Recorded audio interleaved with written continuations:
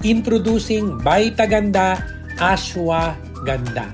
Ang ashwagandha ay kilala as the most powerful adaptogen in the world. Pagka sinabing adaptogen, kung anong kulang sa katawan, dinadagdagan. Kung ang sobra, binabawasan.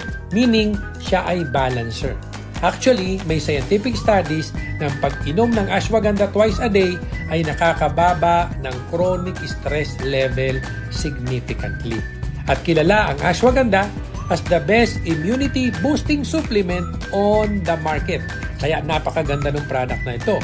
So, dako na tayo sa 14 na health benefits ng Vita-Ganda Ashwagandha. Number 1, reduces anxiety level.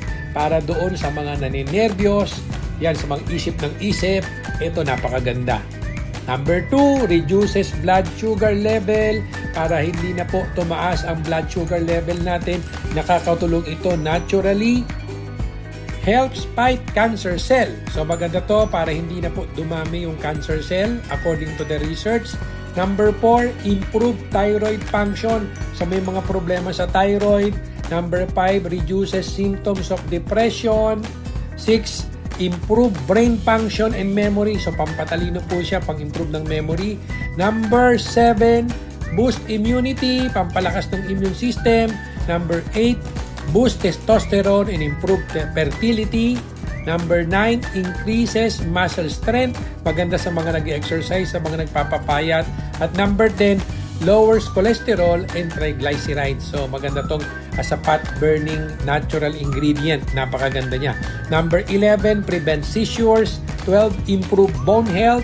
13, protects eye health. At number 14, helps improve stamina. So, dito, makikita nyo na ang Vita-Ganda Ashwagandha, i-combine yan with proper medication, hydration, rest, and natural antioxidant.